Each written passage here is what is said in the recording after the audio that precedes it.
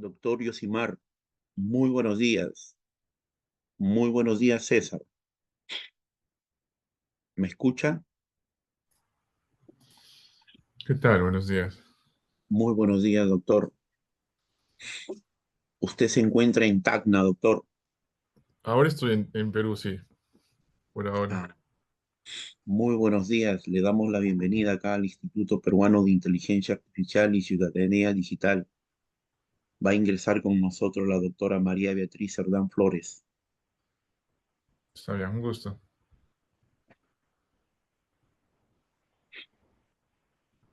Una Mm, pregunta, ¿la charla va a ser transmitida o va a ser grabada? ¿O las dos? va- la Ah, grabamos, ya. doctor.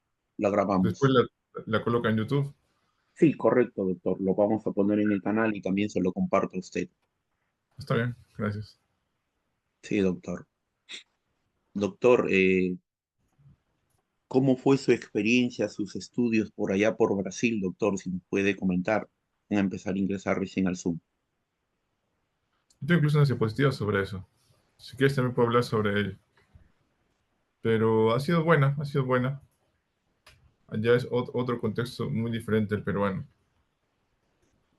Tienes bastante industria y las universidades son más sólidas que aquí en temas de computación. Naturalmente, sus grupos de investigación, los proyectos, empresas que se crean alrededor, están varios pasos adelante, ¿no? ¿Cuánto tiempo ha estado por Brasil, doctor? Yo hasta ahora he estado como unos 7 años allá. Mm, Estudios de maestría, de doctorado. No, el doctorado solamente. ¿En qué parte de Brasil, doctor? Sao Paulo. Ah, qué bonito, qué bonito. Yo en el doctorado llevé portugués.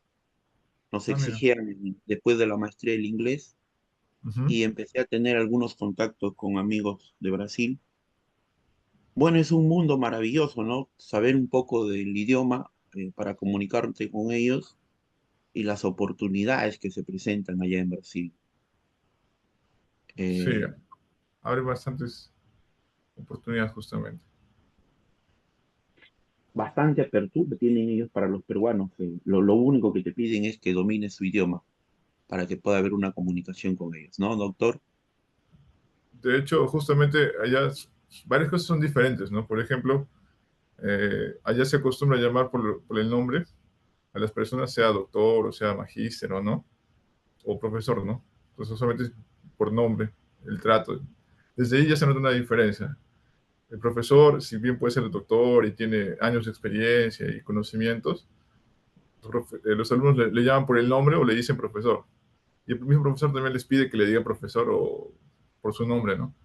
Entonces existe cercanía entre profesor y estudiante, sea en cualquier nivel de formación.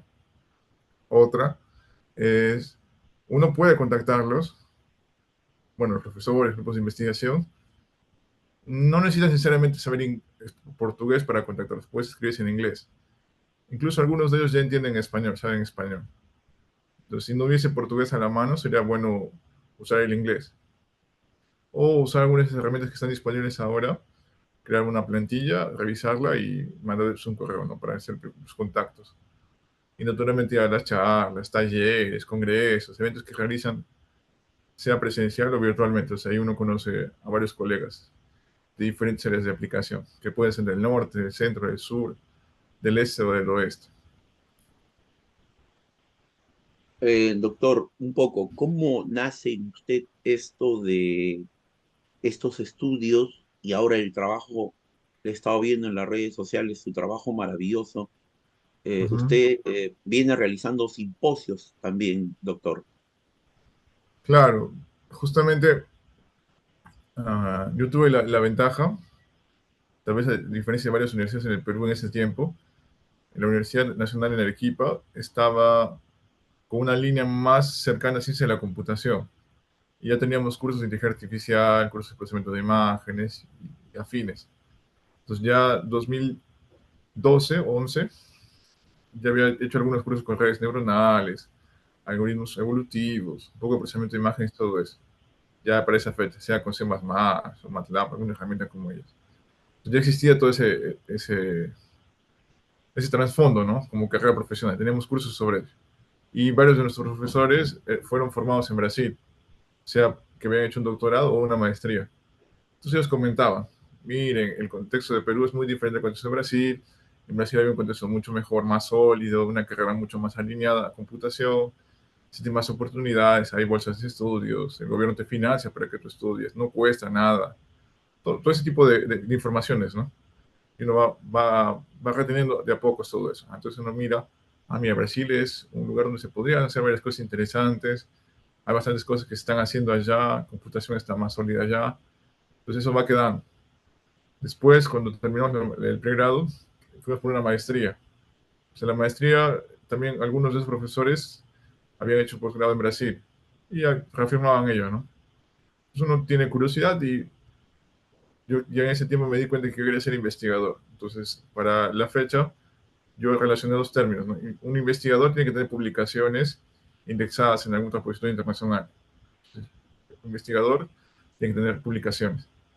Entonces, en ese sentido, hay que publicar, pero para publicar, tienes que tener contenido para publicar. Entonces, eso implica tener un proyecto o ser parte de un grupo de investigación y desarrollar un contenido, sea experimentos, marco teórico y todo eso, aterrizar todo en un formato de paper y presentar. Entonces, presentamos a un evento que hubo en el sur de Brasil, justamente por el contacto de mi asesor, que había estudiado en Brasil también. Él tiene otra red de contactos, ¿no? Que llegan por los correos y todo eso. Entonces presentamos y fuimos a conocer Brasil. Ya de a poco me fui dando cuenta que es otra realidad, es otro contexto. Después hice una pasantía, que es una pasantía, es conocer el contexto y es totalmente diferente, ¿no? Allá hay grupos de investigación por líneas establecidas que tienen 5, 10, 20 años atrás de estudios, ya han hecho proyectos de investigación, han tenido gente de maestría, doctorado. Lo que más llamó la atención del sur de Brasil, donde hice la pasantía, fue que mi profesor, el profesor de laboratorio, dijo que el municipio se acercaba a ellos para pedirles consultoría o consejo o proponerles, ¿no? Queremos resolver este problema de violencia en la ciudad y quisiéramos que ustedes resuelvan este problema.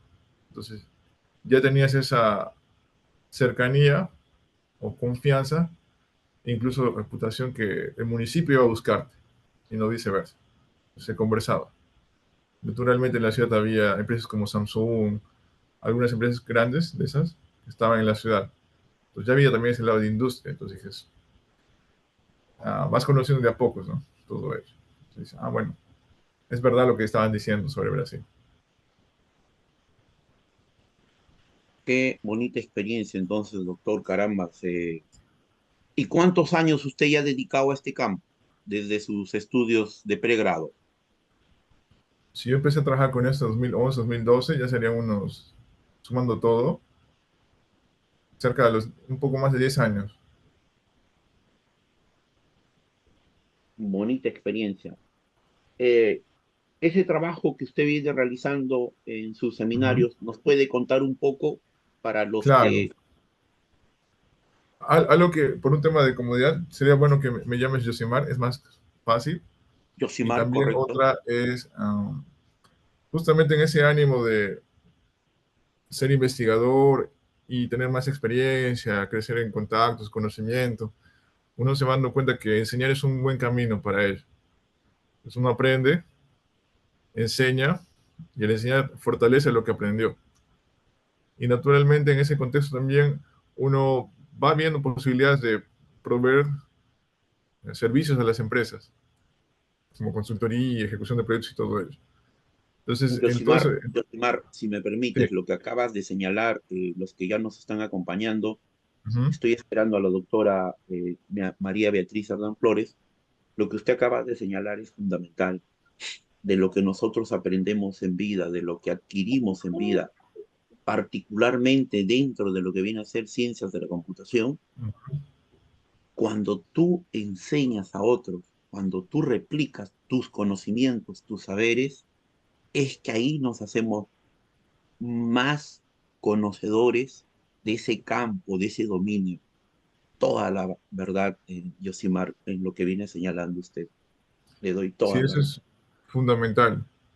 Entonces, en ese camino de enseñar, de querer compartir, también de explicar a las empresas, porque en 2016 más o menos, hablar a las empresas sobre inteligencia artificial era un poco distante en el contexto peruano. Entonces era, ¿qué es eso? ¿Para qué sirve? Y todo ello. También cuánto puede costar. Comenzamos a dar algunas charlas por el lado de intentar explicar qué son estas tecnologías, para qué se puede usar, cómo se pueden usar, cuánto podría costar. Entonces, en ese momento creamos una comunidad de tecnología también, que se llama Research for Tech, que va por el lado de investigación aplicada. Entonces, Yosimar, comencé a dar charlas, sí. Yosimar, pero si me permites, no nos olvidemos a los que ya nos empiezan a acompañar ¿Mm? que la Universidad Nacional de Ingeniería en los 70, 80, 90 hubo Ujú. un trabajo. En San Marcos hubo con el doctor Luis Piscoy Hermosa también un trabajo en relación a inteligencia artificial y lo que él había publicado. En el caso de Católica, entre el, hace 15, 14, 13 años, se publica también un libro de inteligencia artificial. Eh, lo que se puede ver es un poco que estas universidades, tanto Católica, San Marcos Uni, han hecho un trabajo, pero de repente el tema de inteligencia artificial no ha tenido una proyección fuera de las universidades. Eso es lo que yo puedo decir. Hay un Sí, trabajo, Católica tiene un instituto de inteligencia artificial, pero exclusivamente en el trabajo que realizan ellos, en los estudiantes que están muy vinculados a estas carreras. Eh, Le cedo la palabra a Yosimar. claro. ¿Ha podido haber algún esfuerzo anterior, antes de 2010, 2012? Tal vez, por eso mencionaba, a veces hay lados de ciertas universidades pueden hacer algún esfuerzo a la hora de enseñar, fomentar o tener grupos de estudio o investigación, pero a veces falta el tema de divulgación y que eso se conozca a nivel nacional. Y también creería que algo que todavía sigue pendiente es esa Algo que, reconciliación. algo Sí. que dices, Yosimar, algo que dices, Yosimar, justamente aquí tengo el libro de Luis Alberto Sánchez, parlamentario que lo publicó en este caso el Congreso de la Ujú. República.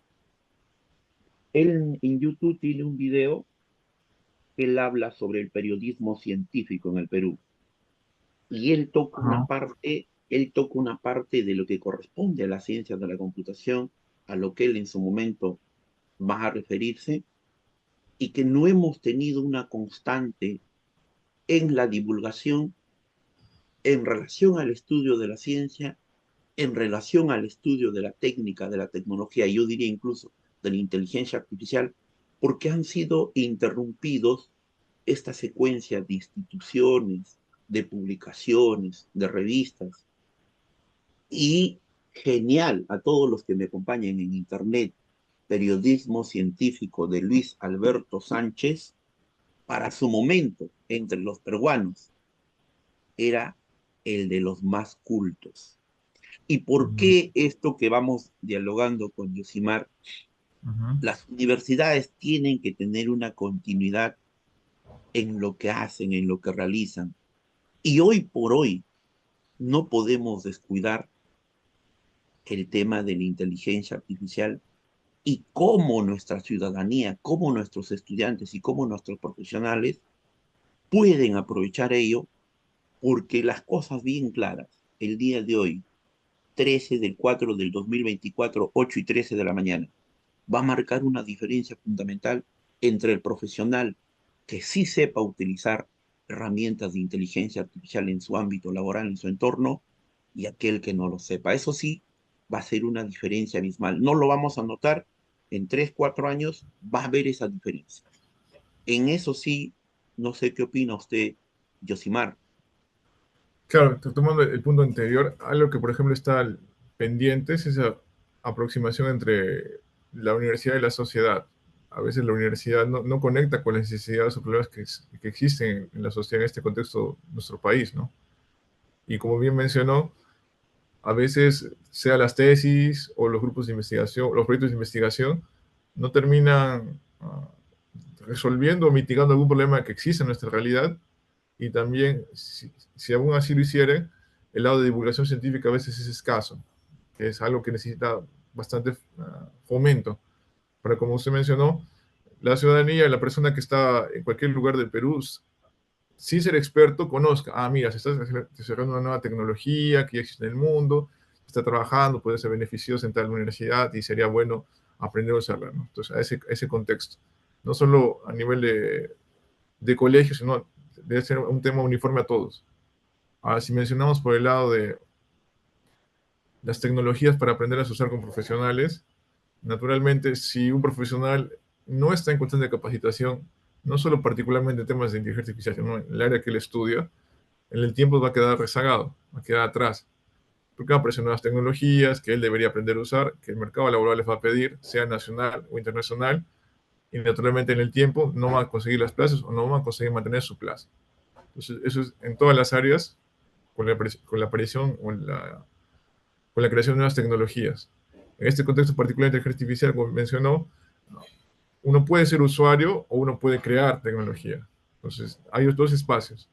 Aquel que es usuario podría aprender a usar algunas herramientas. Hay herramientas incluso que no siempre están vinculadas a aprender un lenguaje de programación. Tienen más el esquema de diagrama de bloques y todo ello. Herramientas que te permiten hacer todo eso, que te podrían facilitar las tareas o actividades. Las últimas cosas, por ejemplo, que están saliendo por todo lo que es LLMs, como ChatGPT, que ya se ha vuelto más famoso, Gemini en Google, apuntan un poco a eso. Uno va a escribir y ya te va a dar como retorno tal vez la aplicación, pero implica que uno esté constantemente observando, capacitándose, viendo qué está apareciendo, monitoreando las nuevas tecnologías y naturalmente esté bien vinculado a que la persona sepa inglés, porque usualmente todo lo que se publica es en inglés. Interesante, Yosimar. Como consumidores y también como productores de Uh -huh. conocimiento. Debemos tener ese rol, ¿no? Fundamental e importante, lo que usted señala. Qué Claro, importante su punto de vista, Yosimar, después de lo que me comentaba sus estudios en Brasil, el maravilloso trabajo que viene realizando con estas comunidades. Veo que interactúas con profesionales de diferentes países. Y bueno, para todos los que nos están acompañando allá en Brasil, las oportunidades de estudio, de crecimiento personal, profesional, se dan, ¿no? Nosotros en el instituto tenemos amigos brasileños con los cuales hemos compartido, nos hemos presentado el año pasado en México en invitaciones. El otro país nosotros que tenemos una experiencia directa es México, la Universidad Nacional Autónoma de México, la Escuela de Posgrado, el Instituto de Investigaciones Jurídicas, también nos dan a nosotros una apertura. ¿Quién habla? Somos varios del instituto que estamos cursando ahí talleres de redacción de textos jurídicos, científicos. Y bueno, algo que hemos aprendido, que usted también nos cuenta, doctor Yosimar, su experiencia ahí en Brasil, en México no te cuesta un centavo realizar estudios. Consulté por el tema de maestría, consulté por el tema de doctorado, me decían lo que equivale a la moneda peruana de 10 centavos, eso es lo que te cuesta hacer la parte administrativa en México. ¿Qué le digo? En otras palabras, me está diciendo que es totalmente gratuito. El que tiene interés hacer una maestría, hacer un doctorado, las puertas están abiertas. Y muchos de esos cursos incluso son a distancia.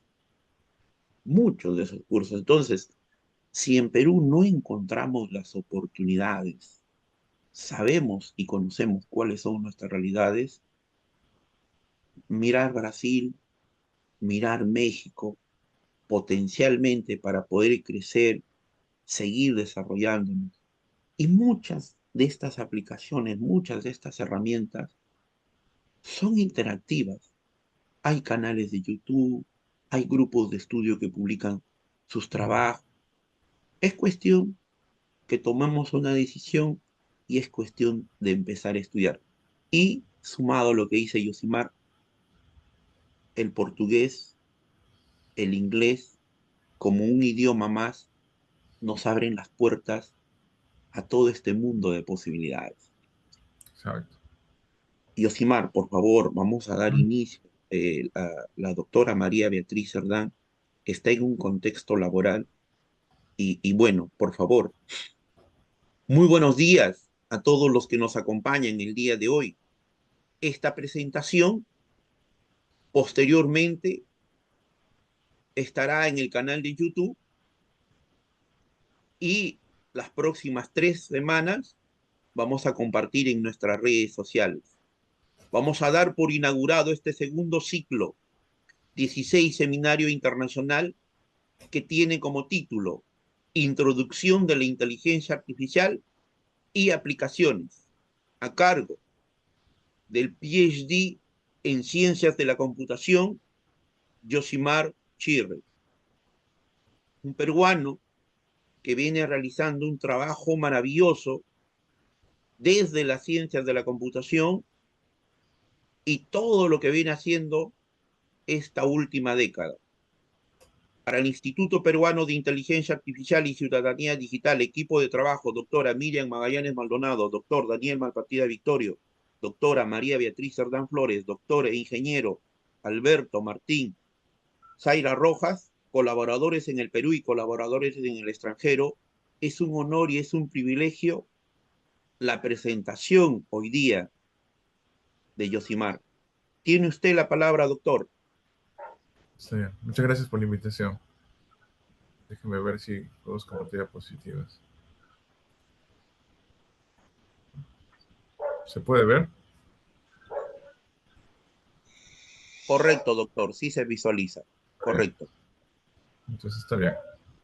Una vez más, buenos días, o buenas tardes, o buenas noches, porque va a quedar grabado y va a ser transmitido después. Entonces, en el momento que ustedes lo puedan asistir la presentación. Mi nombre es Josimar. Hoy vamos a hablar sobre inteligencia artificial, una introducción. Vamos a cubrir varios temas dentro del área. Y yo soy de la comunidad Research for Tech, como mencionamos al inicio, una comunidad que reúne investigadores en América Latina en el área de inteligencia artificial, con el propósito de fomentar el uso responsable de esas tecnologías, capacitar también, y porque creemos que podemos fomentar el desarrollo de economías a través de ciencia y tecnología. Entonces, inteligencia artificial es una tecnología que nos permitiría todo ello a nivel de toda nuestra región de América Latina. Antes de entrar al tema directamente, una breve presentación sobre quién soy, algo que yo les acostumbro decir sea a los estudiantes o a las personas que usualmente escuchan una charla, es que uno debe ser siempre crítico con aquel que va a hablarle sobre algún tema en especial. Es bueno revisar a veces el nombre de la persona para ver cuánto conocimiento tiene, cuánta experiencia tiene, para validar si lo que él va a hablar es realmente fruto de su experiencia o fruto más teórico, y simplemente para eso, ¿no? Para conocer un poco más. O tal vez incluso para saber si tenemos temas afines y uno ya podría ir pensando en preguntas o contactarle. Entonces, mi nombre es Josimar, yo estudié en Arequipa, como les mencioné hace poco, en la Universidad Nacional de San Agustín, en Arequipa. Luego hice una maestría en Arequipa también, en la Católica de San Pablo, a través de un financiamiento de Concitec. Luego fui a hacer una pasantía en Brasil, en la universidad que está en el sur, Universidad Tecnológica Federal de Paraná. Fuimos a otra universidad a hacer también una pasantía en Unicamp, que está en el estado de Sao Paulo.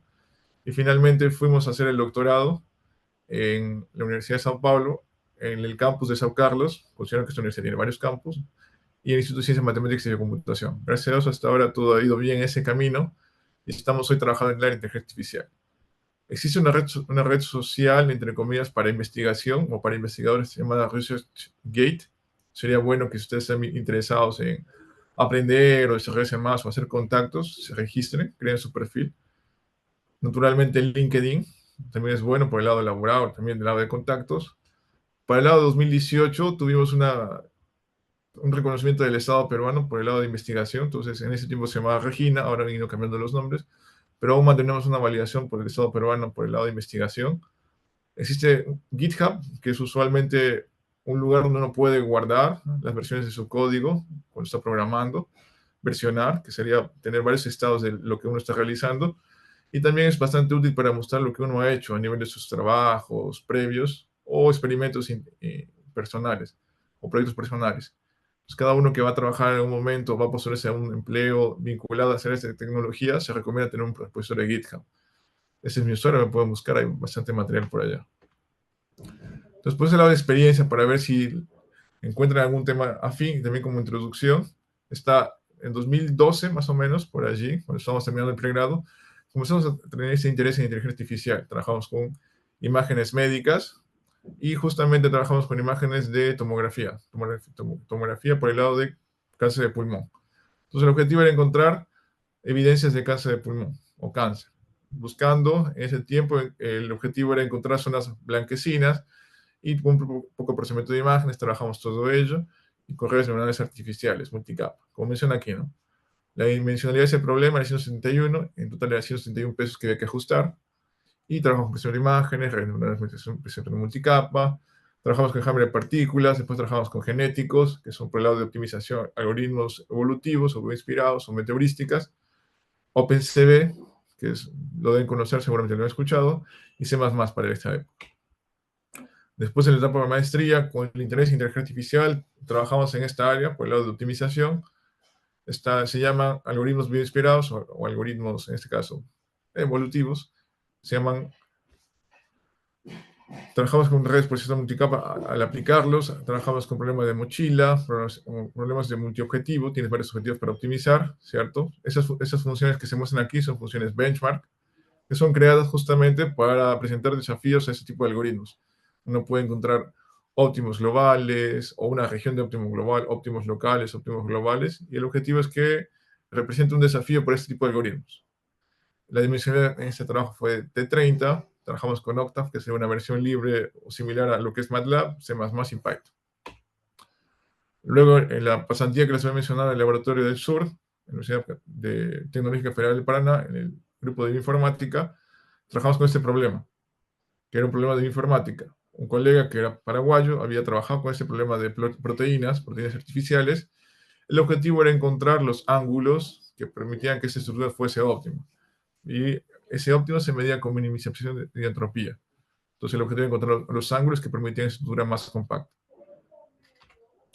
Luego, en la pasantía en Campinas, en Unicamp, con el profesor a cargo, trabajamos en proyectos propios, pero también me invitó a trabajar con otro proyecto que estaba siendo ejecutado por un alumno, en este caso de pregrado, era un peruano de pregrado. Él había trabajado con clasificación de granos de polen. Entonces, había hecho un ensemble que sería encontrar una combinación entre algoritmos de procesamiento de imágenes y algoritmos de machine learning que permitiese una métrica más alta. Entonces, con este lado trabajamos en la escritura del paper y también se da a conocer que se puede aplicar esta área de polenología, si es la traducción en español. Ya en el doctorado, en Brasil no existen cursos de maestría o doctorado. Regularmente existen cursos de posgrado. Entonces uno lleva cursos de maestría, hay cursos obligatorios, tiene que cumplir un número mínimo de créditos, y el doctorado igual. Hay un curso obligatorio y hay un número mínimo de créditos que cumplir.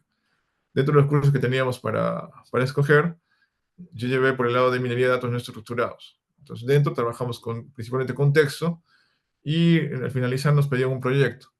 Entonces, en este proyecto trabajamos con los colegas de Brasil este tema, encontrar evidencias de dengue en la red social llamada Twitter en ese entonces. Entonces, por ejemplo, aquí ven texto en portugués, eu acho que estoy con dengue, tengo condiciones, no.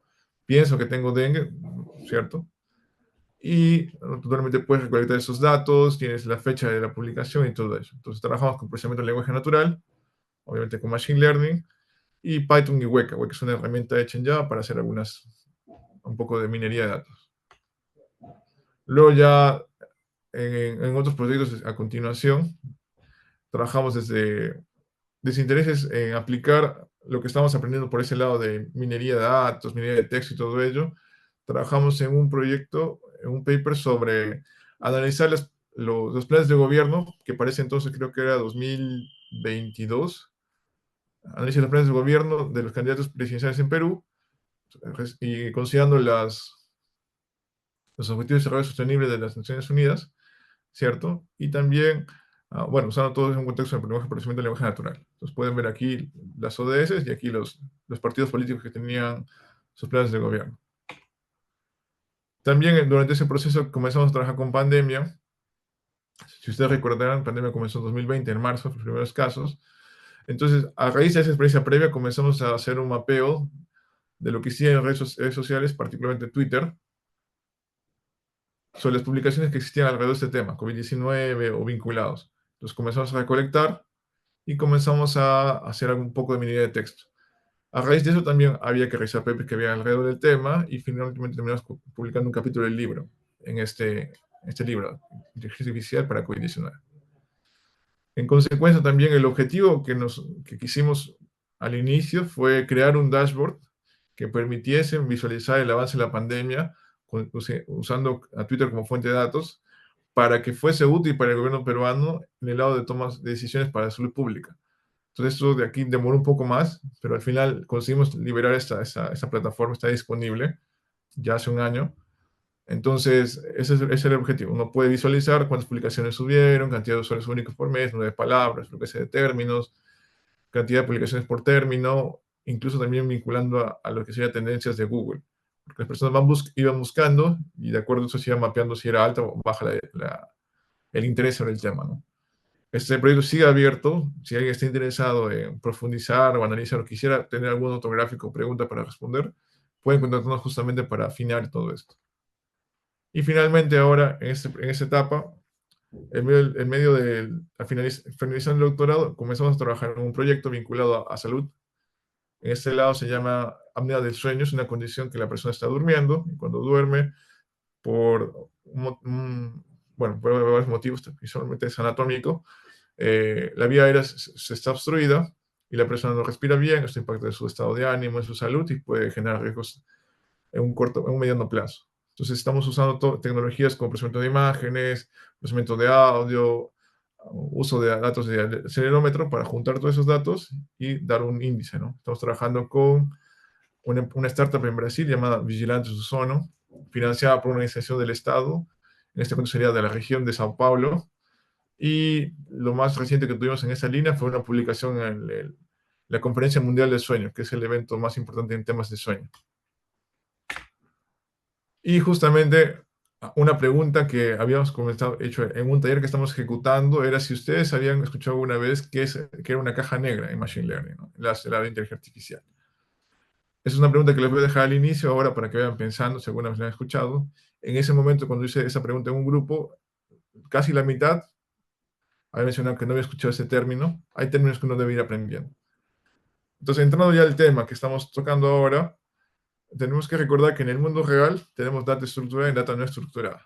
Data estructurada es cuando la tenemos en un formato, digámoslo así, ideal, ¿no? En tablas, en un formato CSV, un XLS, quizá, en algún archivo como esos. Está bien estructurada.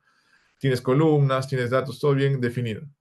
Y 80% de esos datos son no estructurados. ¿Qué significa? Que están, por ejemplo, en un PDF. Tú quisieras, por ejemplo, analizar si el contenido del PDF está vinculado a tu tema. Solo que el contenido del PDF está organizado por título, están párrafos por aquí, está todo disperso. No necesariamente está en el primer título, o en el segundo título, o en el segundo párrafo. O sea, eso es que no hay una estructura bien definida. Hay que crear esa estructura. Sea lo mismo con documentos de Word, hojas de cálculo, presentaciones o publicaciones en redes sociales o libros. Entonces, 80% de esa data que existe en el mundo real se considera no estructurada. Es un dato que está del 2019, justamente haciendo referencia a la imagen.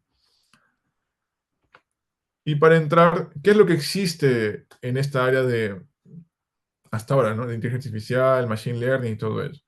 Ya se pueden enseñar a los robots a interactuar con objetos complejos. Si ha visto alguna vez esos brazos robóticos de Google que aprendían, entre comillas, a manipular objetos de diferentes tamaños, había también ese lado, o existe, mejor dicho, ese lado de enseñarles a los computadores a jugar juegos complejos. Sabemos que ya hace un buen tiempo existe AlphaGo y ese tipo de aplicaciones que vamos a tocar brevemente después. Ya se le puede también enseñar a un computador a escribir imágenes, ¿cierto? Ya no solo es encontrar, mira, aquí existe un objeto que es como un robot. Ahora existe un robot que es negro, está yéndose a la izquierda, está en esa posición, hay un objeto atrás, se describe la imagen. Naturalmente los robots se pueden adaptar en un contexto. Si han visto alguna vez algunas aplicaciones, se puede crear un mundo virtual en el que el robot o el objeto, el agente aprende a interactuar con el entorno, ese aprendizaje se extrapola a la vida real y este agente o este robot ya puede trabajar en un contexto de vida real. Noticias como estas, por ejemplo, inteligencia artificial aprende el arte de la diplomacia en un juego de estrategia. Algunas tareas en los que las máquinas pueden ser mejores que nosotros los humanos. Matemáticas y lógica, juegos de tablero como ajedrez o Go. Tenemos algunos juegos que pueden ser algunos complejos, que por ejemplo pueden ser más de moda en los más jóvenes. StarCraft 2, Dota 2, han sido, han sido utilizados para ese lado de investigación en aprendizaje por refuerzo o reinforcement learning. Minecraft también ha sido utilizado para todo esto. Entonces, ya tenemos toda una introducción previa, aplicaciones que yo les mostré que yo hice, algunas noticias sobre lo que se ha logrado, el contexto que existe en la actualidad sobre el lado de inteligencia artificial. Entonces, la pregunta sería, comencemos a definir qué sería inteligencia artificial.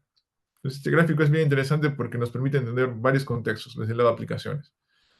Yo podría pensar, si yo tuviese sensores en un puente midiendo la integridad del mismo, o tal vez cámaras y todo ello, yo podría mapear si la estructura está presentando alguna tajadura, algún problema, y tal vez hacer una estimación de cuánto tiempo más va a pasar para hacer algún tipo de mantenimiento o para que ese estudio ya no tenga más tiempo de vida útil. ¿Podría hacer eso? Yo creo que sí se podría.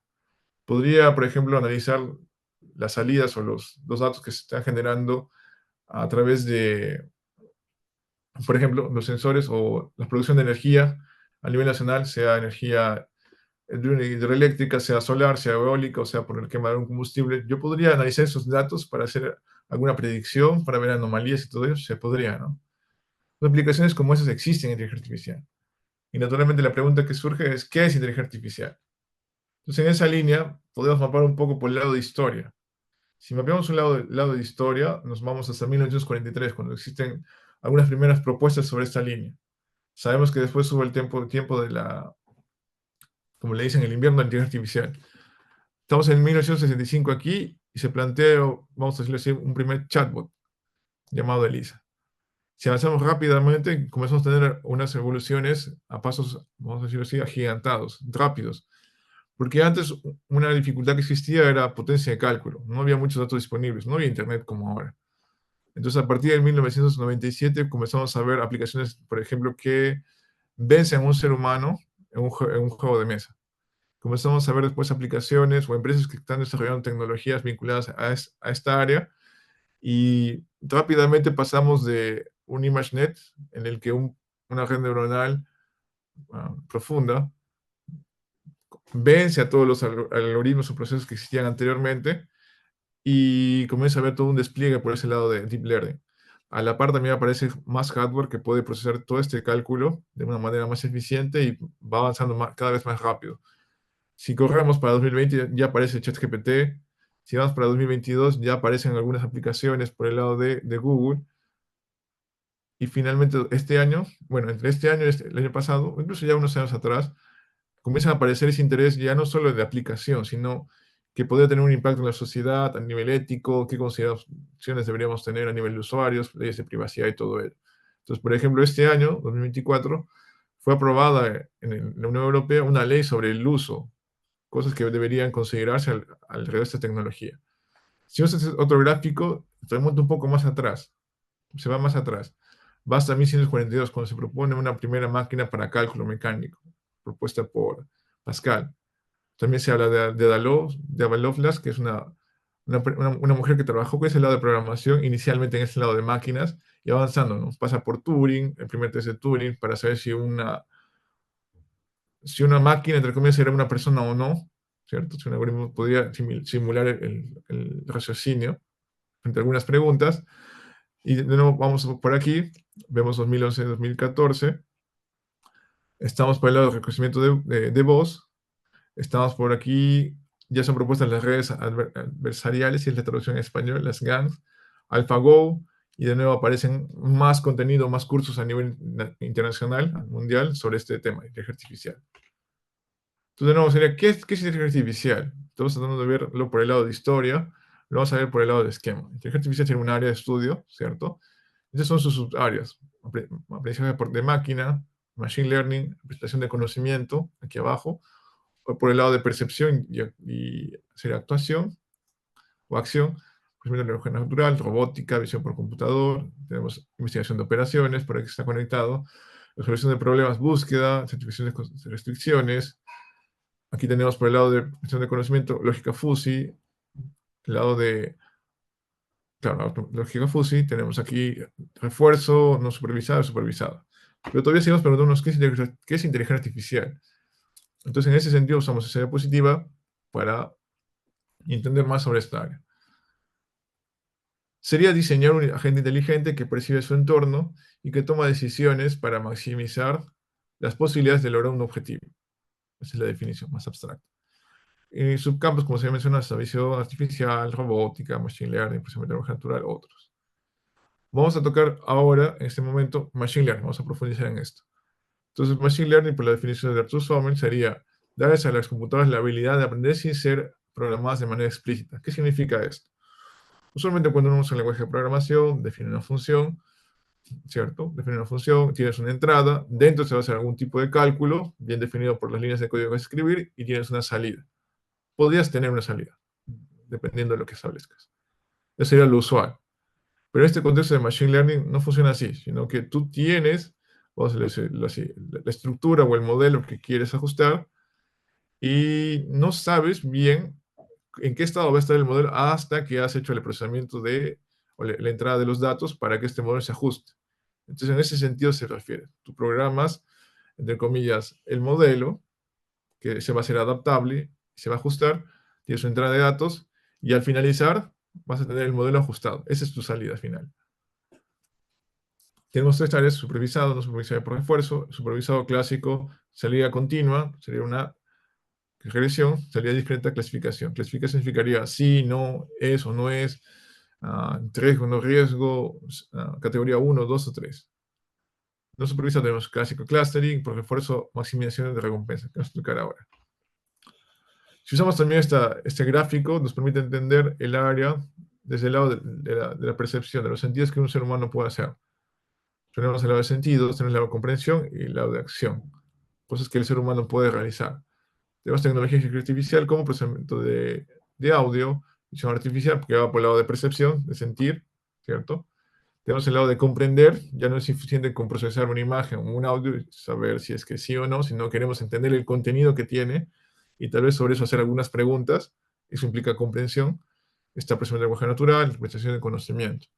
Ahora hemos conseguido todo esto, pero ahora queremos interactuar con el mundo real. Entonces se podría pensar por el lado de robots, por ejemplo, el lado de hardware, ¿no?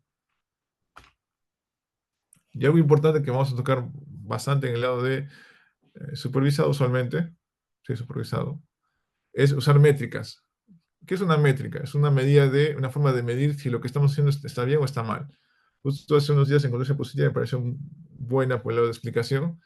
Entonces, si pensamos en una clasificación, en contexto de, por ejemplo, lo que había mencionado antes, queremos ver si en las imágenes que estamos procesando, después de haber hecho una extracción de características, queremos saber si existe o no indicio de tener cáncer.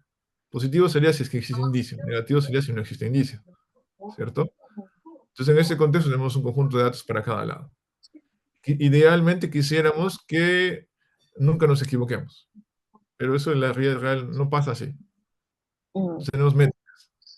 Por ejemplo, existen esos términos de aquí: verdaderos positivos, verdaderos negativos, falsos positivos y falsos negativos. Creo que le está con el micro prendido por ahí.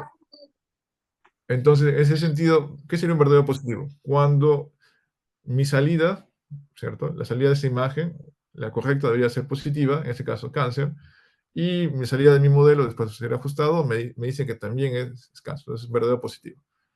Cuando es verdadero negativo, de la misma forma, pero para el negativo. Falsos positivos y falsos negativos se refiere con sentido opuesto, cuando me equivoco. Y cuando me equivoco diciendo, por ejemplo, que debía ser positivo, pero no es positivo, está dando negativo, o viceversa. Entonces, en ese sentido se calcula, sea la accuracy, la precisión o el recall. Medidas que justamente guíen el proceso de aprendizaje. Me van a decir cuándo parar, ¿no? Entonces, en el lado de Machine Learning tenemos algo clásico como esto. Tenemos una entrada, una extracción de características, podemos tener un modelo como redes neuronales, que va a realizar la clasificación que se va a ajustar siguiendo una métrica, siguiendo las salidas, si es un carro o no es un carro. En Deep Learning, si también ya lo he escuchado, ya no existe esa etapa de extracción de características de manera explícita, en la que uno hace todo eso manualmente o procesa todo ese lado, sino que dejamos a la red La red tiene unas capas, o una capa especializada en eso. Por ejemplo, las CNNs para las redes convolucionales. Tiene una capa que se especializa en eso. Ya consigue hacer extracción de características y sigue el mismo proceso, una métrica siguiendo las etiquetas, si eso no es un cálculo. Naturalmente, la complejidad de computacional o el cálculo que se necesita realizar crece, ¿no? Esta es una imagen que es bastante útil para entender ese lado de características, por el enfoque más clásico. Tenemos una imagen, no vamos a procesar directamente la imagen, sino que vamos a procesar una representación de ella, que sería, siempre tiene que ser numérica, y obviamente va a ser menor. Si que tenemos una imagen de 1000 por 1000 píxeles, sería 1 millón de píxeles. Si fuese RGB, sería 3 matrices, serían 3 millones de píxeles. Es bastante data para procesar, por solo una imagen. Entonces, en lugar de eso, se prefiere tener una representación menor, justamente esa representación a través de una extracción de características. Este vector, por ejemplo, podría ser de 100, algunas decenas como máximo. Entonces, finalmente tienes una etiqueta, que sería, eso no es un caballo, un más o menos uno. Y eso es una función matemática. En hipótesis se supone que eso es una función matemática que está representada por sus datos. No la conocemos, porque si la conociésemos, no estaríamos buscándola. No sabemos qué f de x es. Lo que sabemos es los puntos que representan esta función. Entonces, el objetivo es, vamos a tener un modelo de Machine Learning, un algoritmo de Machine Learning para ajustar, de acuerdo a los puntos que conocemos, siguiendo la métrica hasta un punto de corte, hasta un punto de parada. Para que después, cuando eso ha sido ajustado, es como si fuera una plastilina que se va adaptando, eso es n-dimensional, entonces no conseguimos imaginar algo más de 3 dimensiones, pero imaginen que fuese como una plastilina. Y cuando ya está ajustada, esperamos que tenga capacidad de generalización, que es un término también importante, que consiga procesar imágenes que no conoce, imágenes nuevas. Entonces, entrando ya un poco más por el lado de Deep Learning, por definición, justamente también preparando diapositivas la otra vez, vimos este video que estaba de NVIDIA, justo abajo es el link, lo pueden replicar después. Define así: Deep Learning es una clase de Machine Learning, de algoritmos de Machine Learning, que usa múltiples capas de unidades computacionales, donde cada capa aprende su propia representación de la data de entrada. Estas representaciones son combinadas por capas posteriores en un orden jerárquico, ¿cierto? Entonces, si alguna vez has visto una arquitectura de una red neuronal en Deep Learning, son varias capas y cada capa puede estar especializada para alguna cosa. Naturalmente, se pueden aplicar operaciones para reducir la complejidad. Entonces, aquí hay 3 términos claves para recordar. Está dentro de Machine Learning, usamos unidades computacionales, entonces las neuronas directamente, y las capas aprenden representaciones. Luego, si miramos también un poco sobre eso de Deep Learning, vamos a entrar a lo que ya habíamos visto antes, por el lado de inteligencia artificial general. Tenemos el lado de las redes neuronales al inicio, ¿cierto? Tenemos las neuronales livianas, tenemos Perceptron, tenemos Adeline, tenemos el problema de SOR, cuando no podíamos trabajar con problemas no lineales en ese tiempo. Después fue avanzando. Si vamos rápidamente, aparecen las Perceptron multicapa, ¿cierto? En el 86 tenemos el STM por el lado de trabajar con datos temporales o series de tiempo. Aparece la LeNet, aparecen otras redes, hasta la AlexNet, que se considera ese hito justamente que está esta imagen aquí. Había un concurso a nivel mundial con un dataset llamado ImageNet que proponía, no recuerdo ahora cuántas clases, creo que eran varias decenas de clases. Entonces el objetivo era conseguir la mejor métrica, ¿no? O disminuir el error de manera, el menor error de la propuesta del que ganaba. Entonces, en 2002 se propone esa red, la AlexNet, y ya comienza a marcar un hito. Pasamos de un 25% a un 16%, que fue un cambio drástico, ¿no? Después fue mejorando y mejorando y mejorando más. Después tenemos las GAN, después las UNet, tenemos ResNet, tenemos ya después todo lo que son BERT por la aproximación natural, tenemos ya ChatGPT o GPT-3 por el lado del LLM, hasta que ya tenemos también las aplicaciones que salieron hasta ahora, ¿no? Tenemos Gemini, tenemos Sora, por ejemplo, están todas vinculadas ahí. El lado de no supervisado, como bien dice, no supervisado, no existen etiquetas, no existe alguien, un experto que consiga definir qué es cada cosa. Entonces, en ese sentido, tenemos datos, podría ser, por ejemplo, datos de personas de un país, temas sociodemográficos, gustos sobre algún producto en especial, o sobre algún conjunto de productos, o preferencias de consumo. y no sabemos mucha información sobre ello. Entonces, lo que se hace es aplicar algunas herramientas como clusterización, por ejemplo, un K-means, y el objetivo es encontrar centroides, grupos. Después de haber ajustado, encontramos 5 grupos. Después de explorar cada grupo, nos damos cuenta, mira, este grupo rojo, o el que es el cero, está vinculado a personas que están viviendo en el norte de Perú, que tienen gustos por el lado de pescados, tienen un ingreso de tanto y se puede definir como un grupo. Listo. Entonces puedes escribirlo. Y cada clase se va analizando. Si se dan cuenta, eso tiene que ver con exploración o minería de datos. Descubrir información, encontrar información. Y si viene, por ejemplo, un nuevo punto, una nueva persona, yo podría decir, ¿sabes qué? Se parece más a tal, ¿no? Y entonces ya puedo hacer alguna estrategia o recomendación de acuerdo al grupo al que pertenece esa nueva persona que llega. Por el lado de aprendizaje por refuerzo tenemos todo esto. Tenemos un agente que va a interactuar con un entorno, tiene acciones disponibles para realizar, cada acción le va a llevar a un estado diferente y cada acción le va a dar una recompensa. Puede ser positiva o negativa. Entonces, en este contexto particular se plantea un ejemplo que tenemos un robot que quiere pasar por ese laberinto en 2D. Entonces, cada acción que él realice va a poder moverse para un lado u otro. Entonces, al finalizar, él va a tener un conjunto de acciones y una recompensa. El objetivo es maximizar esa recompensa. Entonces, la pregunta es si yo consigo tener un mejor conjunto de acciones que maximice mi recompensa.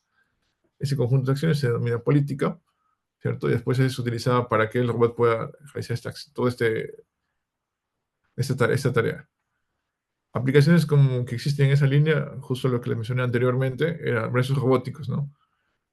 Se colocan varios brazos robóticos en línea, fue un proyecto de Google alguna vez, para que consiguiese aprender, entre comillas. Deme un segundo, por favor.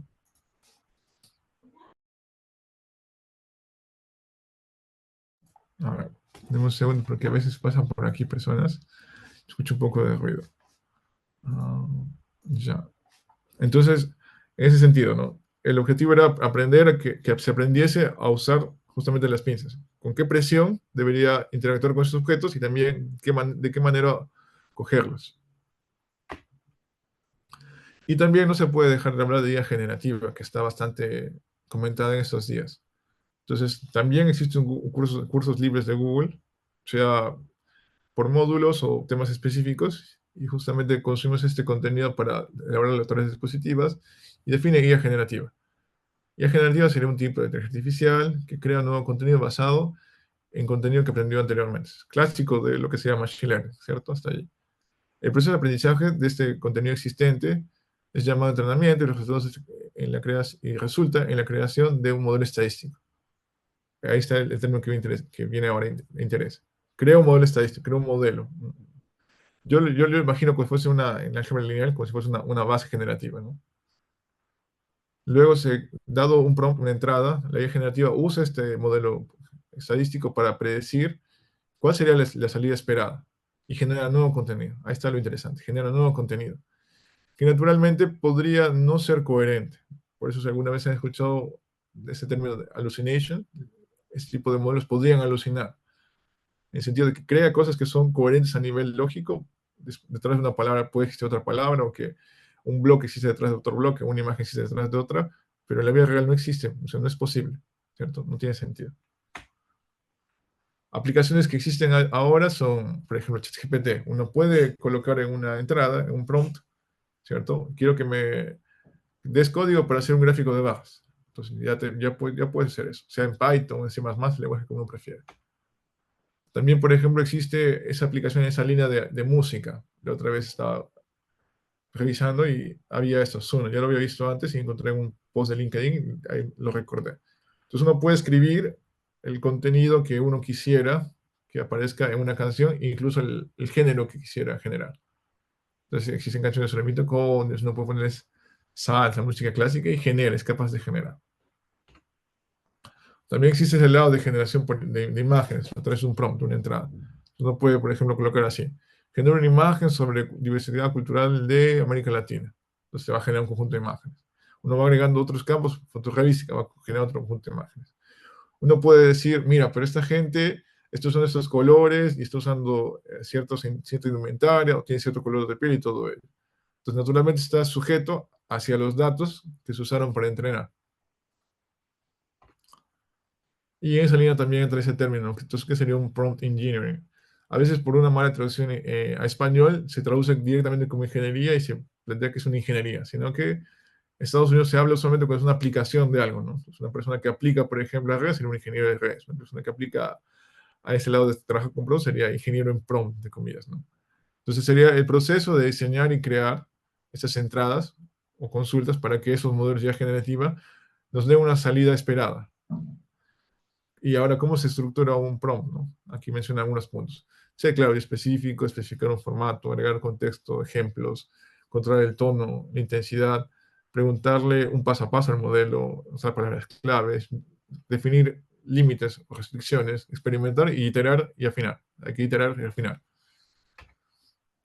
Si no quisiera aprender un poco más sobre esto, tenemos justamente estos pasos que encontramos en una publicación en LinkedIn.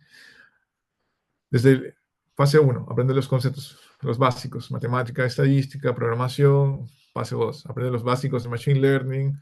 Después pasar fase 3, aprendizaje especializado, ya visión por computador, procesamiento de lenguaje natural. Después entrar por modelos generativos, aprender sobre GANs, modelos de difusión, introducción a Large Language Models, que sean modelos grandes de lenguaje, hacer aplicaciones y finalmente uno tiene que estar mapeando lo que existe ahora. Y lo que está, digámoslo así, saliendo día a día no es necesariamente lo que está en la industria, es lo que está en las universidades, grupos de investigación.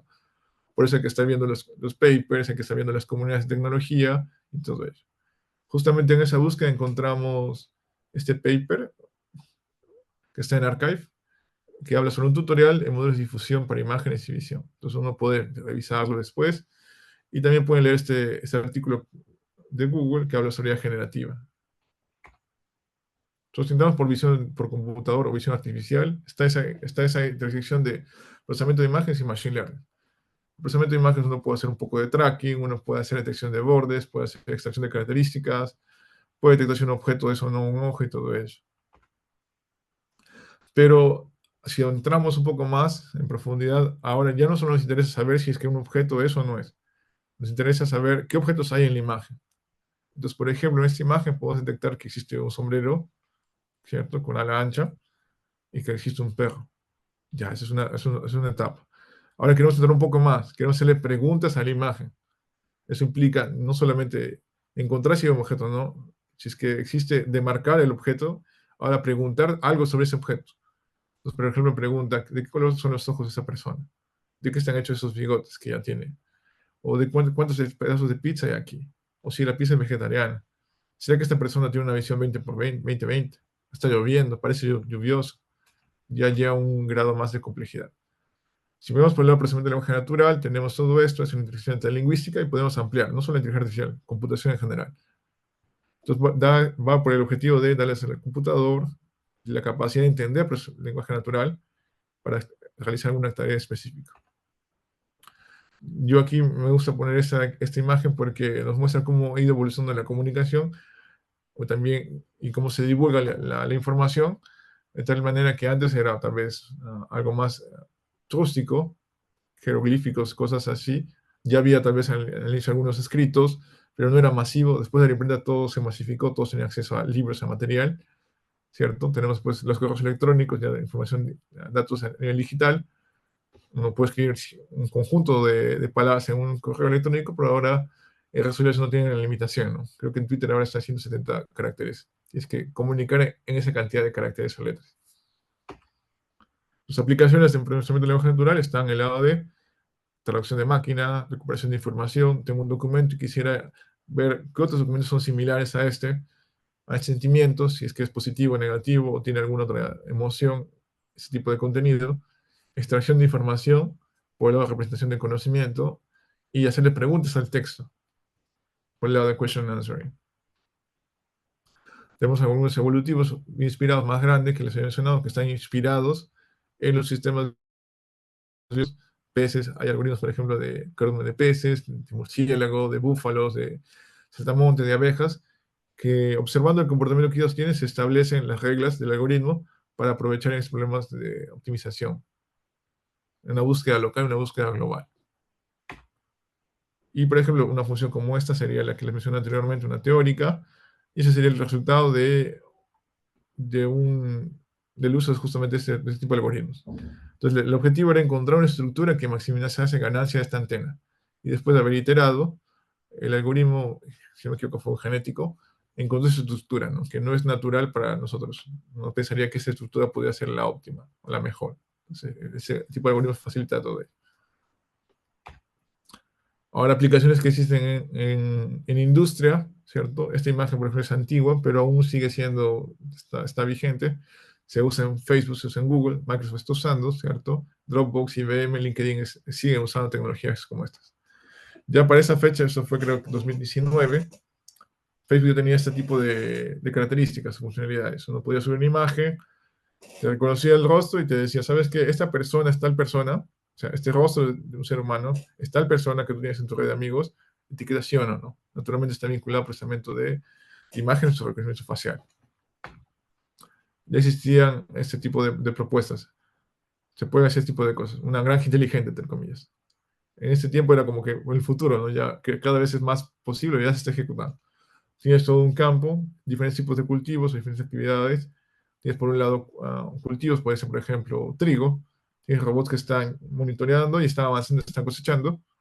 Tienes por ese lado tractores que están arando, haciendo los surcos, considerando una ruta óptima. Tenemos aquí vacas que están, entre comillas, mandando mensajes de texto, pero no es que la vaca esté mandando mensajes de texto, sino que tiene sensores que monitorean el estado de la vaca y envían justamente ese estado hacia una central. Tienes drones que están observando el tiempo todo para ver aplicación de insecticidas o ver el estado del suelo. Y finalmente toda esa data se recolecta, se junta en una central, donde el agricultor o el dueño o el que esté a cargo del administrador puede monitorear el estado de todo ese campo en tiempo real. Por el lado de detección de objetos, podemos, por ejemplo, citar a YOLO. YOLO nos permite hacer esa detección de objetos y hacer el tracking. Entonces, por ejemplo, tenemos en ciudades centenas de cámaras que son monitoreadas por personas, se pueden usar para este tipo de aplicaciones, monitoreo de vigilancia. Es un proyecto bien interesante en Nueva York, existía en ese tiempo, que se llama Sonic, que lo conocimos a través de una escuela de verano en temas de ciudades inteligentes. Hablamos sobre este proyecto y es bueno citarlo. Entonces, ¿cuál era el objetivo? En la ciudad de Nueva York querían mapear, hacer un mapa de ruido. ¿Cómo lo hicieron? Colocaron varios micrófonos en varias zonas de la ciudad, grabaron audio, ¿cierto? Usaban algoritmos de Machine Learning, en este caso creo que fue Deep Learning en particular, y se daba una etiqueta. Entonces, ¿el sonido qué era? Se parece más a una señal, listo. O es más a un ladrido de perro, o a un niño, o a una bocina de cabo. Sobre eso se procesa y se hace una visualización, un mapa. Usualmente suponiendo rojo es lo más alto y lo azul lo más bajo. Entonces, rojo sería la zona donde más ruido hay. Teniendo este mapa, se envía a los expertos de la ciudad, a las autoridades, y ellos toman las decisiones que tengan que tomar, crean las normativas que sean necesarias. Tenemos Alexa, tenemos Google Home, que uno puede interactuar. Tenemos aplicaciones de imágenes médicas para detección de alguna enfermedad o prevención o riesgo y todo ello. Y finalmente, ya para terminar, para hacer todo esto más corto, como les había mencionado al inicio, ya hemos avanzado en varios, los modelos están cada vez mejor, las métricas están alcanzando, hay aplicaciones en diferentes áreas de interés, pero también es importante tocar el lado ético, que justamente ha sido tema de interés en los últimos 4 o 5 años. Particularmente este año ha salido, como les mencioné, el tema de la ley a nivel de la Unión Europea. Justamente la Sociedad Mexicana de Inteligencia Artificial tenía esta publicación, entonces uno puede, los invito a revisarla, donde un colega está hablando sobre más a detalle sobre este tema, cosas como no solo por el área de privacidad de datos, ¿no? O sea, si la aplicación está guardando datos privados, como o sea imágenes de rostro, datos personales y todo ello, si eso está seguro. Y también el lado de si este modelo está considerando varias restricciones, sea por la localidad en la que vive, etnia, sexo, si está considerando, por ejemplo, ese lado que les mencionaba, de alucinar, el modelo podría alucinar y equivocarse, existe el lado de trazabilidad, se puede explicar por qué y todo eso. Son varias consideraciones que están allí. Naturalmente, que se deben usar para aplicaciones que no violen ni quiebren alguna ley en el país que existan, ¿cierto? Y algunos datos sobre el área de aplicación, que esto era 2020, potencial que existe en el área, en 2020, por ejemplo, ya se había hecho antes de 2020 incluso, esta imagen creo que es de 2018-19, se han hecho algunos datos sobre Brasil particularmente. Entonces, podemos extrapolar hacia toda América Latina o el mundo. El mercado global de inteligencia artificial debería mover 152 billones de dólares en 2020. Creo que está moviendo más ahora. Casi la mitad de esos valores va a ser invertido, gastado en software analíticos, espacio para que nosotros desarrollemos tecnología o usemos tecnología. Hasta 2020, 85% de los centros de atención al cliente serán virtuales. Aquí, por ejemplo, en Perú, ya cuando uno hace una llamada o cuando nos llaman, ya no está necesariamente una persona, está una aplicación atrás. Y para esa fecha se estima que en Brasil 80 startups ya estaban desarrollando productos en inteligencia artificial. Ahora son muchas más, tal vez algunas centenas. Naturalmente, eso fomenta y da pie a que también comenzamos a hacer esto en Perú y naturalmente en América Latina. Eso sería todo. Gracias. Si siempre es para considerar, no pienses, me gustaría, alguien más lo va a hacer. No, es tu momento para aprender y para comenzar a empaparte y involucrarte en esas tecnologías. Si tienen preguntas, estamos creo con un espacio de preguntas y aquí tienen mi correo y el repositorio de GitHub para que podamos interactuar. O puedan ver el contenido que he publicado anteriormente. Eso sería todo. Yosimar, muchas gracias a tu presentación. De los que nos acompañan, por favor, ¿alguien tiene alguna pregunta, alguna consulta que quisiera realizar al doctor Yosimar, por favor?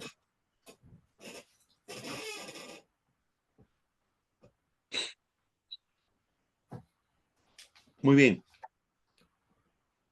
En estos tiempos que se está desarrollando y trabajando productos en inteligencia artificial, ¿cuál es la importancia de los datos y particularmente de la ciencia de los datos, Yosimar? Claro, por ejemplo, si se han dado cuenta en esos gráficos que les mostré sobre inteligencia artificial o machine learning específico, ya se supone, hay un supuesto, ¿no? Existen datos para poder trabajar. Entonces, existiendo esos datos, ya se podría trabajar un modelo. A veces pasa que la organización sea una empresa de tamaño grande o mediana, por un tema de organización, no tiene bases de datos, no tiene procesos bien definidos y todo ello. Entonces, todo está bien disperso. Puede estar en archivos, está en PDF, está en hojas y todo ello. Naturalmente, los datos existen, pero procesar esos datos va a ser una tarea propia, ¿no? Una tarea independiente, porque tienes que pasar de papel a digital, ese digital tienes que organizarlo, estructurar esa data y recién poder aprovecharlo. Por eso también que temas como transformación digital, que alguna vez estuvo bastante de moda aquí en Perú, si era llevado de manera adecuada, la empresa o claro, la organización ya pasaba por una fase de estructuración de procesos, adaptación de tecnología, uniformización, que permitían que justamente actividades como análisis de datos saliesen a flote, apareciesen naturalmente. Entonces los datos son importantes, son vitales. Si una organización no tiene datos a disposición para poder trabajar o un proyecto no existen datos, si fuese un proyecto, por ejemplo, para prototipar, uno podría ir por lados indirectos, ¿no? Datos que estén disponibles en Internet o datos que sean indirectos. Por ejemplo, yo quiero trabajar con temas de granos de arroz en clasificación, pero yo no tengo imágenes de granos de arroz. Yo podría tal vez con granos de soya, que son disponibles de manera indirecta, ¿cierto? Eh, las ciencias de la computación, Ujú. ¿cuánto cambiará nuestra realidad hoy en día de la mano de la inteligencia artificial? Yo entiendo que usted tiene una experiencia más de una década en este campo, en Ujú. este trabajo maravilloso que usted realiza. Los que nos siguen pueden seguirle en su canal de YouTube, a Yosimar. ¿Cuánto cambiará esto de la ciencia de la computación, esta realidad que estamos viviendo, Yosimar, de la mano de Claro, inteligencia? si nos ponemos a pensar, por ejemplo, hace unos 10 años, cuando estaba en la universidad, eh, hay que ser conscientes que, por ejemplo, temas de tecnología están vinculados con varias áreas, ¿no? Computación está conectada con electrónica y otras áreas más afines. Si nos enfocamos, por ejemplo, en celulares, para esa época yo tenía un celular que no era táctil, tenías botones, una pantalla pequeña una cámara con cierta resolución y tal vez alguna conectividad por el lado de internet, ¿cierto? Había 3G creo, tal vez 2G.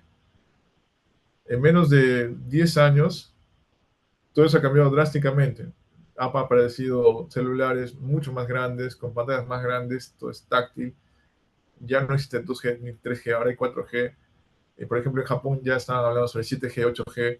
Entonces, ya la conectividad es mucho más amplia. Entonces, todo ha sido rápido. Ahora, inteligencia artificial también, hace unos 10 años, por ejemplo, tal vez ya se usaba en el motor de búsqueda de Google, ya se usaba en algunas aplicaciones como Facebook, pero era más restringido a algunas empresas particulares a nivel mundial. Las empresas nacionales tal vez recién estaban comenzando a ver de que podía ser usado y no había muchas aplicaciones. De nuevo, en menos de 10 años tenemos aplicaciones como ChatGPT, tenemos cosas que pueden crear, entre comillas, información nueva, ¿cierto? Usando esa IA generativa, y ha impactado bastante porque hasta antes de ChatGPT había un cierto uso de motor de búsqueda. Después de ChatGPT o herramientas similares, ya uno no va directamente a Google a buscar. Pasa primero por ChatGPT y busca, ¿no? Entonces ya el uso de esas tecnologías impacta en la sociedad. Tanto que, por ejemplo, había algunas noticias que salían, habían alumnos de escuela o universidad que estaban usando estas herramientas de manera, y no se les inadecuada para prestar sus trabajos. Los profesores no conseguían lidiar con eso. Entonces ya estaba impactando. No sabían si el texto que había sido generado fue generado por su alumno o no. Entonces ya genera varias repercusiones. Por ejemplo, bolsa de valores, ¿no? Ya existen aplicaciones que hacen predicción y todo ello. Tenemos bots por todos lados. Existe, por ejemplo, también el lado de los call centers. Ya no necesitas una persona directamente, puedes colocar a una aplicación que esté haciendo esas llamadas, recolectando los datos que necesita y todo, interactuando con la persona. Pues ya está impactando y va a seguir impactando. Tal vez lo que vamos a ver de manera más intensa va a ser las aplicaciones que tenemos en celular. Vamos a ver tal vez algunos robots que tenemos en casa porque van a ser más accesibles, ¿cierto? Vamos a tener naturalmente nuevas áreas de estudio que van a surgir, nuevas aplicaciones, también nuevos desafíos y problemas que resolver. Por ejemplo, hoy en día es un desafío, puede ser un desafío. Yo genero imágenes artificiales de personas y es difícil saber si esa persona existe realmente. Por ejemplo, se usa también para generar avatars, ¿no? Yo puedo generar videos de una persona interactuando de acuerdo a como yo le di en el prompt y entra en ese lado de ética. ¿Hasta qué punto eso debería ser permitido, ¿no? Porque yo podría generar avatars, personas artificiales, para difundir un producto siguiendo cierto grupo de gustos o gustos de un grupo, ¿cierto? E inclinar la balanza hacia la compra. Eso naturalmente puede impactar en temas de elecciones, se puede crear. Entonces, abre una gama de posibilidades que a veces uno no se había planteado. Yosimar, para los Sí. que posteriormente van a escucharnos en el canal y en las redes que voy a compartir este video, de acuerdo a tu experiencia, a tu lenguaje, a todo lo que vienes haciendo, ¿puedes decirnos qué es el test de Turing Es una buena pregunta. en un lenguaje sencillo, comprensible, por favor, Yosimar? Yo lo que recuerdo de unas clases de alguna vez que hice era básicamente esto. La pregunta era, ¿será que es posible reconocer el interactuar con una entidad? O sea, no sabemos quién está atrás, ¿no? Si es una persona o un robot, esa era la pregunta. ¿Se podría identificar si una persona es un robot o no? Suponiendo que algo o alguien estuviese detrás de una pared o a través de un intercomunicador. Entonces, haciéndole algunas preguntas, uno podía identificar si ese algo o alguien era una persona o no. Entonces, esa es básicamente el estudio de Turing. Ahora, en la época actual, ya han habido aplicaciones que han conseguido burlar eso y pasar, ¿no? Ya piensa, es una persona, no, ha sido una aplicación. Por ejemplo, la versión 3.0 del chat GPT, ¿no? Cuando se lanza este 22 de noviembre, había pasado el test de Turing, pero también advertir que eso se va perfeccionando constantemente, se va desarrollando, se va mejorando, tiene sesgos, tiene errores, tiene todavía límites. Entonces, de ahí que se pone en cuestionamiento el tema del test de Turing. No nos olvidemos que también esto se desarrollaba en paralelo a lo que Gödel desarrollaba su teorema de incompletitud, que Ujú. no todo vamos a lograr, no todo vamos a alcanzar perfectamente. Yosimar, quiero aprovechar para estos jóvenes que están terminando secundaria, para estos jóvenes que van a las escuelas, a los institutos, a las universidades, en querer estudiar ciencias de la computación, y bueno, de alguna u otra forma van a tener que entrar a lo que es inteligencia artificial. ¿Cuál sería tu recomendación, tus consejos? Porque de alguna u otra forma estamos frente a una autoridad en ciencias de la computación, un peruano que viene haciendo una década un trabajo maravilloso en el Perú y que sale a América Latina y no tiene límites porque le entra al mundo del inglés, ¿no? Eso le abre muchas puertas en el mundo. ¿Cuál sería tu consejo, Yosimar, para estos jóvenes que quieren Claro, adentrar a este mundo maravilloso, el cual usted viene desarrollando, realizando, haciendo trabajos con muchos profesionales de otros países, Yosimar? creo que lo primero que sería bueno resaltar es, si todavía no has terminado el colegio y estás pensando estudiar algo, en general, ¿no? O particularmente como mencionaste la computación, algo que es importante es que deberías ya saber hablar inglés. Pues inglés es bastante útil. Y no solo inglés, o algún otro idioma. Sería bueno, por ejemplo, países como, si no me equivoco, era Alemania, los estudiantes de colegio ya terminan hablando 3 o 4 idiomas. Entonces eso abre un montón de oportunidades hacia afuera. También otra recomendación sería intenta viajar fuera de tu ciudad para que veas otras realidades, sea dentro de Perú o fuera de Perú. Veas otros contextos que te permitan conocer otras realidades. También puedes ver videos, siempre aprovecha el tiempo. A veces cuando uno está en el colegio tiene bastante tiempo libre, se la puede pasar jugando algún videojuego, que puede ser útil en ese momento, pero distracción, pero sería bueno ir aprendiendo. Hay bastante contenido en internet, sea en español o inglés, uno puede consumir, entonces uno ya va aprendiendo antes de, o sea, hay gente que ya aprende a programar antes de los 15 años, pues sería bueno, ¿no? Naturalmente, en esa línea también está el lado de intenta desarrollar habilidades sociales.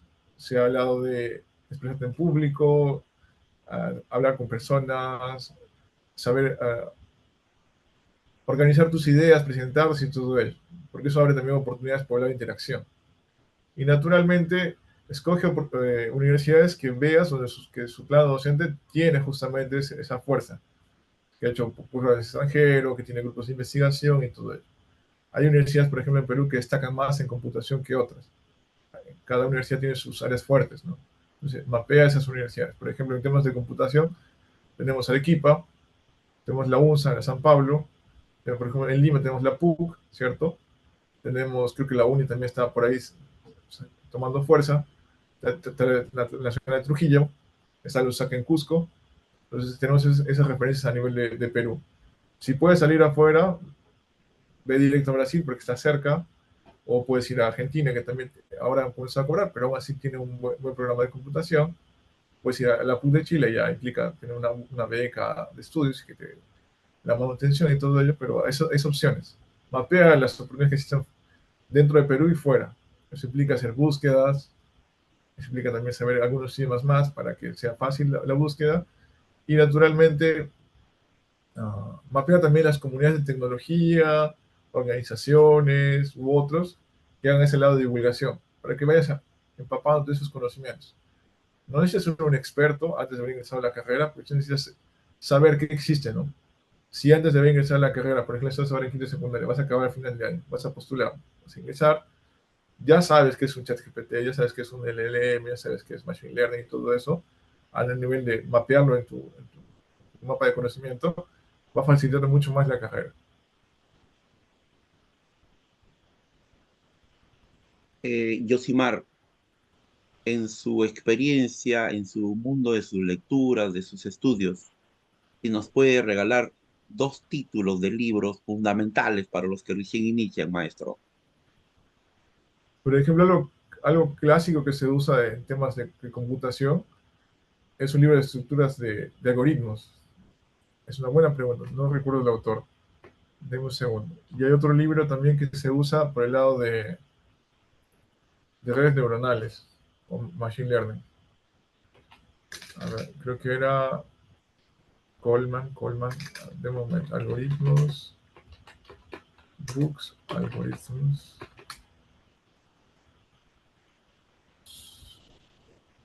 Sí, era Introducción a algoritmos. Es de Cormen. Ajá. Se usa usualmente en computación. Cormen. Introducción a algoritmos de Thomas H. Cormen. Está en inglés. Y también había otro libro de... A ver. Artificial Intelligence. Que está... Creo que era de Peter Norvig, ¿ah? Que una vez hicimos en un curso. Tenía bastantes temas. La Biblia del Internet, tanto en español y en inglés, ¿no? 1241, 42 páginas, el que acabas de mencionar, y que está gratuito, ¿ah? Para todos.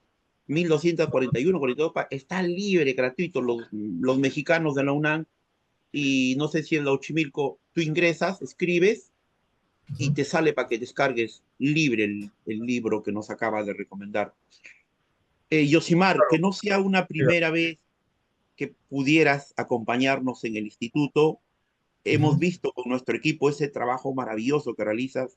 Desde aquí te hago llegar felicitaciones a nombre del equipo peruano, colaboradores en el Perú, colaboradores en el extranjero. Nos siguen en América Latina, en Iberoamérica. Tenemos proyectos y una serie de 9 proyectos este año en el instituto. Tenemos diálogo con instituciones del extranjero y este trabajo totalmente recomendado para todos los que nos han acompañado en horas posteriores del día, en los grupos que yo manejo, con las personas que también me comunico vía correo. Por favor, les vamos a hacer llegar esta presentación muy, muy, muy especial, porque estamos frente a un especialista de ciencias de la computación.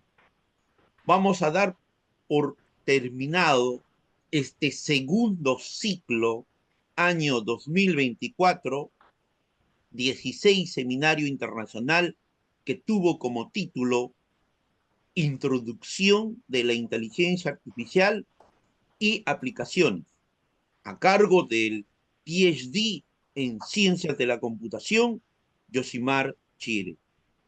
Un abrazo a la distancia, Yosimar.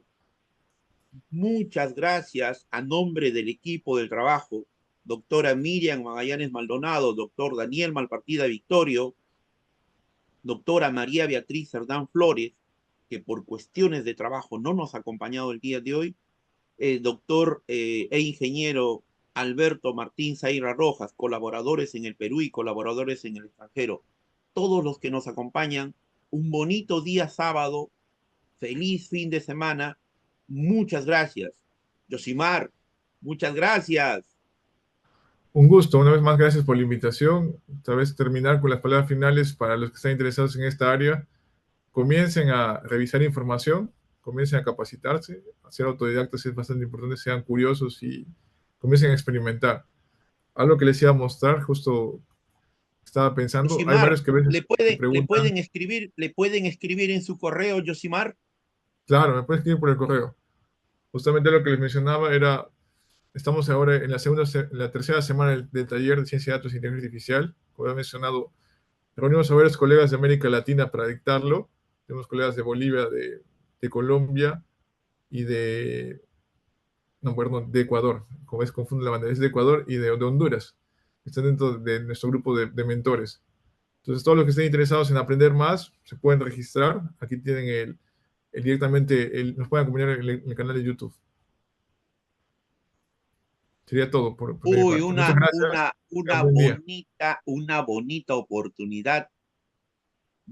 Felicitaciones por su trabajo, Yosimara. Muchas gracias. Un gusto. Hasta luego. Buenos días para todos. Chao, chao.